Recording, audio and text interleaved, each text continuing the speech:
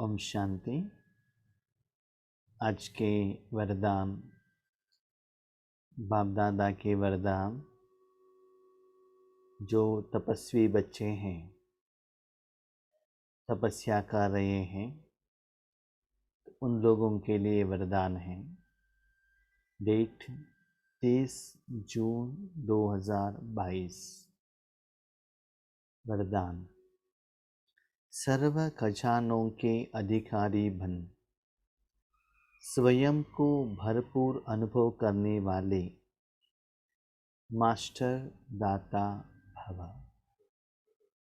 सर्व खजानों के अधिकारी बन, स्वयं को भरपूर अनुभव करने वाले मास्टर दाता भव। हम सभी जानते हैं, वर्तमान समय में हम सभी कलयुग में हैं और शूद्र हैं। शूद्र माना जो खिचड़े का कनेक्शन में रहता है।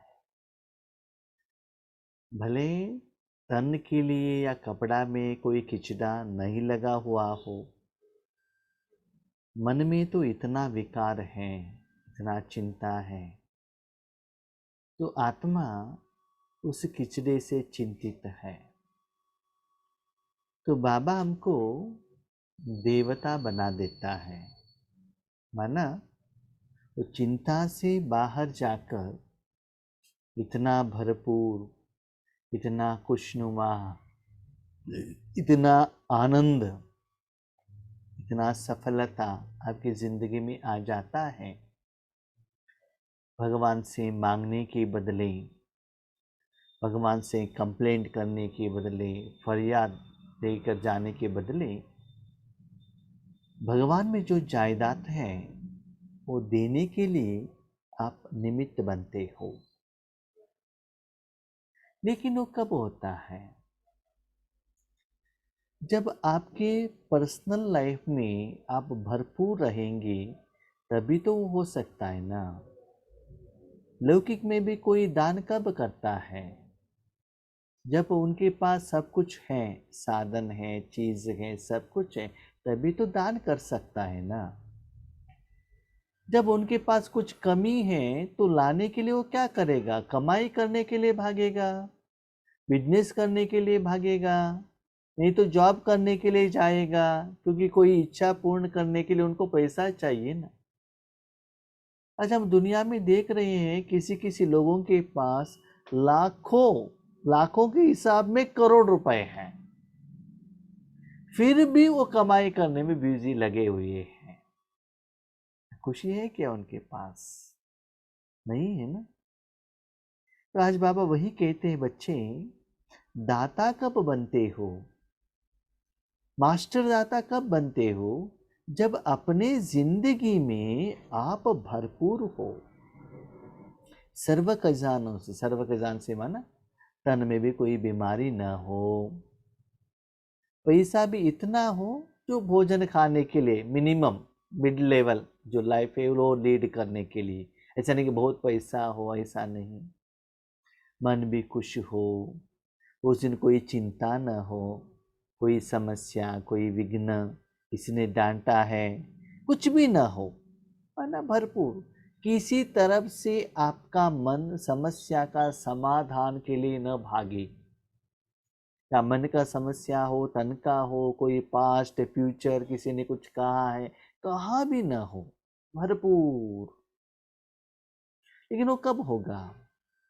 तन के लिए बीमारी है तो डॉक्टर के पास जाएंगे, चीज का कोई प्रॉब्लम है उस चीज को रिपेयर करने वाले लोगों के पास जाएंगे। लेकिन मन में आज बहुत बीमारी है। जब परमात्मा का शक्ति आपके द्वारा फ्लो होने लगता है, वो सारे समस्याओं का समाधान मिल जाता है। तो मास्टर दाता बनने के पहले सर्व खजानों का अधिकारी बन, स्वयं में भरपूर अनुभव करना बहुत जरूरी है। आपका पेट ही भूखा है, आप किसी को भोजन खिलाएंगे तो कैसा लगेगा? अच्छा लगेगा क्या? वो दान का पुण्य आपको मिल जाएगा क्या? इसीलिए बच्चे देखो,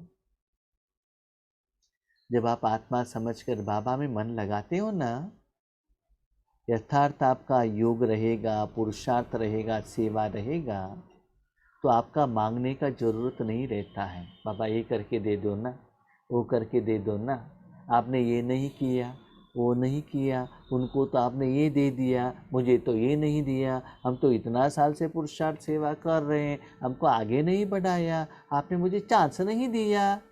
न कंप्लेंट न डिमांड, इतना भरपूर दे दो, दे दो, देने में ही लेना है। इसलिए खुद के लिए कुछ चाहिए करके इच्छा नहीं रहना चाहिए।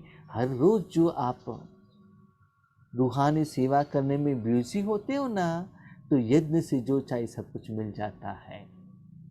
आज भी स्थूल रूप में आप देख लीजिए, जो मधुबन में रहने वाले मधुबन निवासियों को दादियाँ, दीदियाँ, सीनियर ब्रदर सिस्टर्स कितना ख्याल रखते हैं।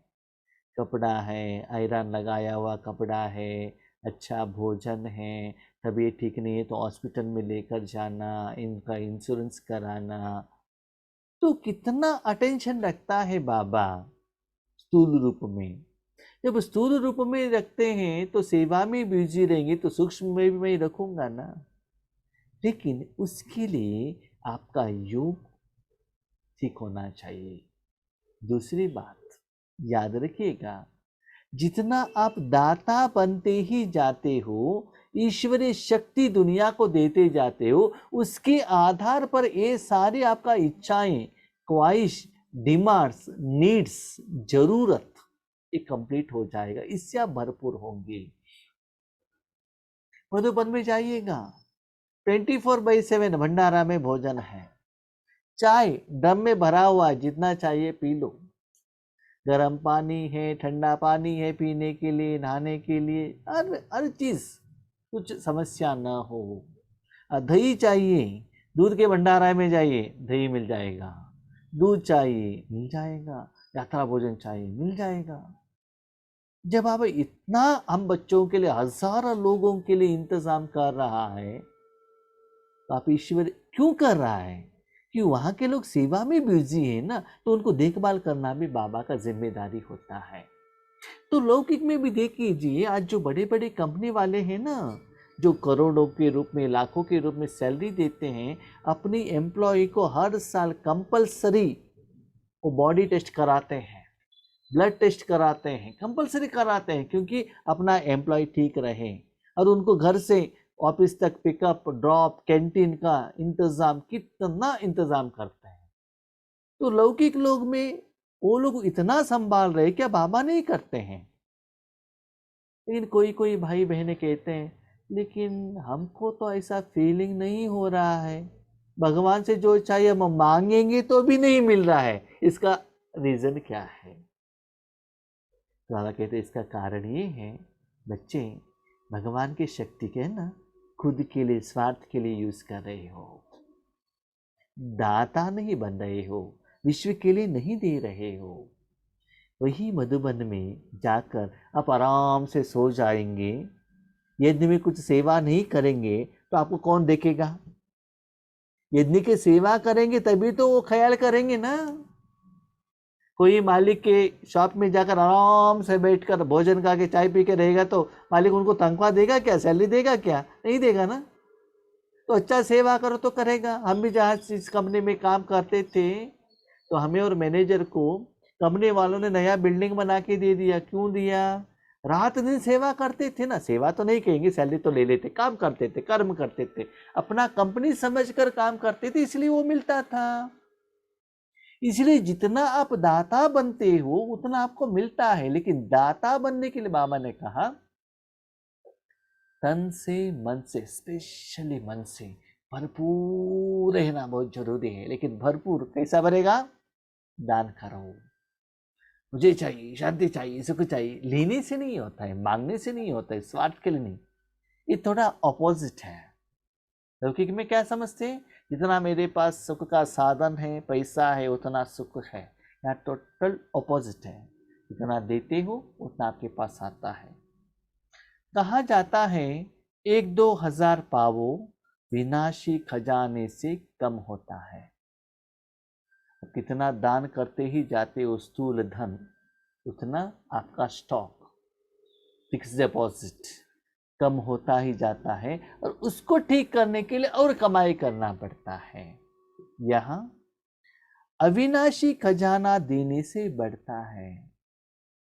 एक सीक्रेट बताऊं आपको, अविनाशी खजाने ज्ञान, आनंद, प्यार, सुख, ईश्वरीय शक्ति देने से वो निराकार गुण शक्ति भी बढ़ेगा।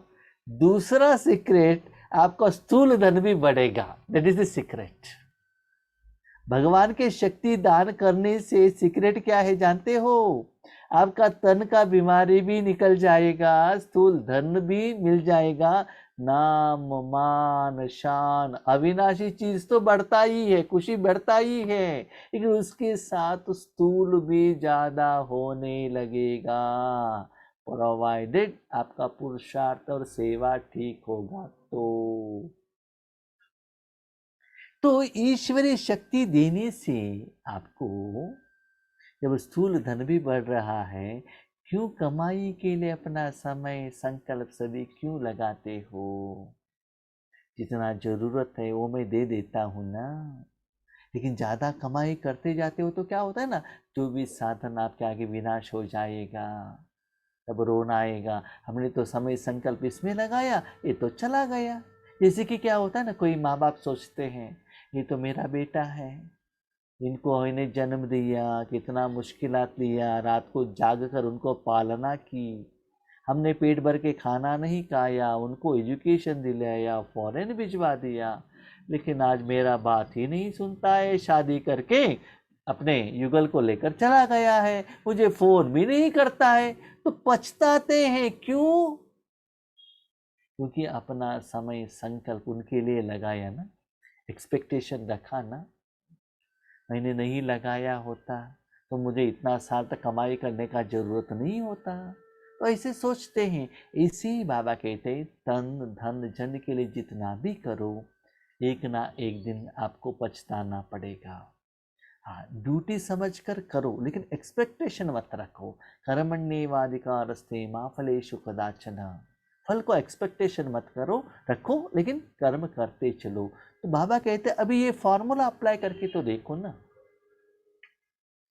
हमारे यहाँ एक इंटरनेशनल लेवल एक भाई थे, निज़ार भाई ऐसे कुछ है, वो फॉरेन के हैं। उनका बहुत कंपनी है, बहुत कंपनी का मैनेजिंग डायरेक्टर है वो, और इंडिया में आके ईश्वरीय सेवा कर रहे थे। और वो अपना अनुभव कह रहे थे, हम जितना यहाँ ईश्वरीय का कार्य करते हैं ना, मेरा जो पर्सनल है ना वो बाबा संभालेगा। यहाँ भी कमाई वहाँ भी कमाई, दोनों चलता है। तो करके तो देख लीजिए ना। लेकिन हम क्या गलती करते हैं जानते हैं? भले वो स्टूडेंट हो, चाहे जॉब होल्डर हो, चाहे माता हो, जो भी हो, जितना ईश्वरीय सेवा में स्पेशली योग करते जाते हैं ना, तो सारा धन गिन सब ठीक होता ही जाएगा और सफलता पूर्वक धन मिलेगा। ज़्यादा टेंशन करने का जरूरत नहीं है। कम इन्वेस्टमेंट में प्रॉफिट आएगा, बिजनेस भी अच्छा चलेगा। इसीलिए अविनाशी खजाने को देते चलो, लेकिन दे वही सकता है जो स्वयं भरपूर है। दान कौन कर सकता है? परमात्मा की शक्ति से, परमात्मा के सहयोग से आपका जो रिक्वायरमेंट कंप्लीट हुआ है, आप खुश हैं, तभी तो आप दे सकते हो। नहीं तो क्या होता है जानते हो? जब राजयोग में बैठते हो ना, बाबा क्या है ये दे दो ना, ये हुआ नहीं है, अभी भी बैलेंस हुआ रखा है, ये कंप्लीट नहीं हुआ है। तो ऐसे बाबा से क्या होता है, डिमांड एंड कंप्लीट, इसमें समय निकल जाएगा। उन्होंने ऐसे किया, इन्होंने ऐसे कहा, ये अभी तक हुआ नहीं है, ये बीमारी है, बेटा ऐसा करता है, सास ऐसा है, उनको थोड़ा ठीक करो ना। अपने ठीक होने के लिए सोचते नहीं है, दूसरों को ठीक करने के लिए बाबा को बताते हैं। तो इसमें समय चला जाएगा खुद डिमांड के लिए और स्वार्थ के लिए। आप भरपूर रहेंगे तब क्या होगा, बाबा मन ले लो, विश्व को दे दो। ऐसे मास्टर दाता बनने के लिए अपने समय संकल्प दे सकते हो।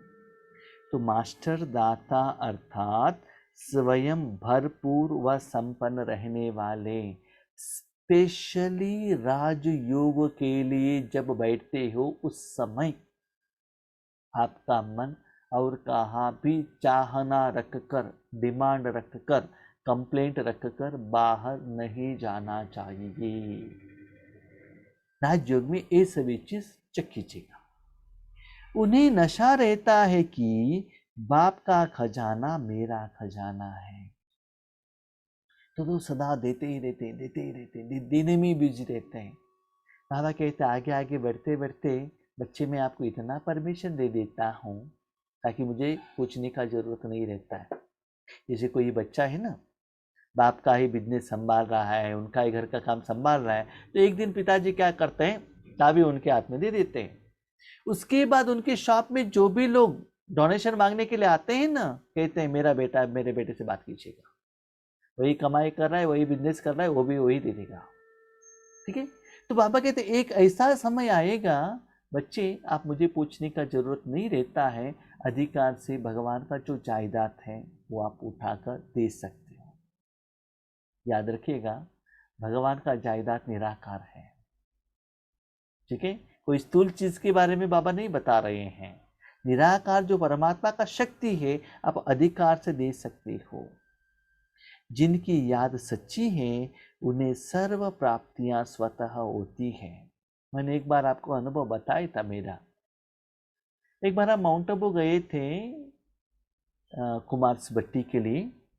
उस समय सूरजबाई जी को अक्यूप्रेशर किया था, करीब 3-4 दिन किया।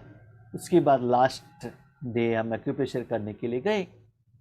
करने के बाद उन्होंने एक गिफ्ट दिया मुझे, लेकर आ गए। उनके साथ उनका ही एक रिलेशन है, गीता बहन करके, लौकिक रिलेशन भी है और ईश्वरीय सेवा में साथी है। तो उनको भी हम अक्यूप्रेशर कर रहे थे। तो शाम के लिए उन्होंने बुलाया, तो उनको भी अक्यूप्रेशर किया। तो गीता बहन ने पूछा आपको भाई जी ने कुछ दिया है क्या? मैंने बताया हाँ दिया है। तो क्या दिया है? ये गिफ्ट दिया है। ठीक है रुको। वहां रुके तो अंदर से गए, बहुत बड़ा गिफ्ट लेकर आके दे दिया। अधिकार से दिया। वो गिफ्ट सूरजबाई का था या इनको मिला था वो तो मुझे मालूम नहीं है, लेकिन रूम तो सूरजबाई का है। ठीक है। तो ऐसे बाबा कहता है अधिकार मिल जाता है आपको उठाकर देने के लिए। कभी कभी किसी के घर में मैं जाता हूँ ना, वहां जाकर कुछ सेवा करता हूँ, भोजन परोसने का, ऐसा कुछ कोई सेंटर में कहाँ भी जाता हूँ, तो मैं पूछता हूँ बहन जी ये मैं थोड़ा ले लूँ, किसी को देने का है। हाँ लेकर जाइए, कितना चाहिए उतना उठाकर लेकर जाइए। लेकिन कब आप उस सेवा को अपना समझकर करेंगे ना, तो लेकर जाने के लिए वो आपको अधिकार देते हैं, जितना चाहिए आप उतना लेकर जा सकते हो। बाबा कहते हैं दान के लिए भी बाबा आपको अधिकार देगा। जिनकी याद सच्ची है उन्हें सर्व प्राप्तियां स्वतः होती है, मांगने व फरियाद करने की दरकार नहीं, चाहे स्थूल हो चाहे सूक्ष्म हो। जो भी साधन चाहिए, जो भी लोगों का सहयोग चाहिए, सब कुछ बाबा दे देता है। लौकिक में भी देख लीजिए, बड़े बड़े कंपनी में जितना लेवल में आप आगे बढ़ते जाएंगे ना, उतना आपको क्वार्टर्स मिलेगा, व्हीकल मिलेगा, ड्राइवर्स मिलेंगे। और कभी कभी बहुत बड़े माना मैनेजिंग डायरेक्टर ऐसे लोगों को उनके क्वार्टर्स में भोजन बनाने वाले भी मिलेंगे, मेड्स काम करने वाले, उनका भी सैलरी कंपनी वाले ही दे देते हैं। तो हर चीज मिलता है वो उतना हायर लेवल में जाने से। तो इसी ही बाबा कहते हैं सेवा में भी जितना हायर लेवल में जाते हो, सारे साधन व्यक्तियां सभी आपके पास आएगा। लेकिन याद रखना, जितना भी साधन, जितना भी नाम मान शान गिफ्ट आता है, लेकिन आप सदा रूहानी रशे में और सेवा में भी आगे बढ़ना है। उस साधन आपके पास है करके वो इंद्रिय सुख में व्यस्त नहीं होना चाहिए। आज देखिए, आपने प्रैक्टिकली देखा होगा, आपने ब्रह्मा बाबा को तो नहीं देखा, लेकिन जानकी दादी को तो देखा ना। 100 साल से भी ज़्यादा होते हुए भी सुबह 3:30 बजे आकर डायमंड हॉल में योग करने के लिए बैठती थी। क्यों बैठती थी?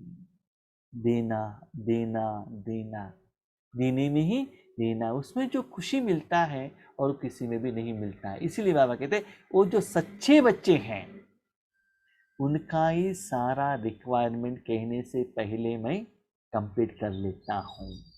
स्लोगन, अपनी स्थिति अचल अडोल बनाओ, तब अंतिम विनाश की सीन देख सकेंगी। बहुत खुशी होती है तो भी बहुत खुशी का अनुभव नहीं होना चाहिए।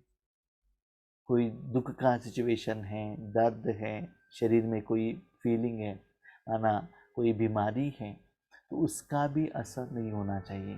किसी ने अपमान किया, किसी ने सम्मान किया, किसी ने वर्णन किया, गायन किया, तो भी आपका स्थिति अचल। क्यों? अभिमान आने के लिए मैंने क्या किया है? गायन हुआ बाबा का, निंदन हुआ बाबा का, अपमान बाबा का, अभिमान बाबा का, मेरा कुछ है नहीं।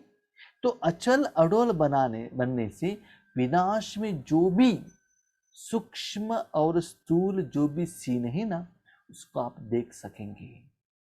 याद रखिएगा, यहाँ सिर्फ स्थूल नहीं, सूक्ष्म में भी वायुमंडल में मनुष्य आत्माओं का दर्द भरा जो रोने का प्रभाव वायुमंडल में आएगा।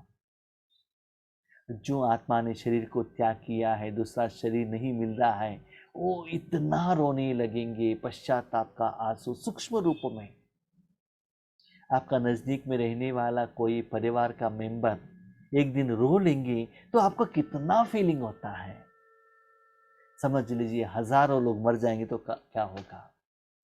आपके गांवों में समझ ले 500 घर है, किसी के घर में एक कोई आदमी बना है तो वहां कितना लोग रोते हैं।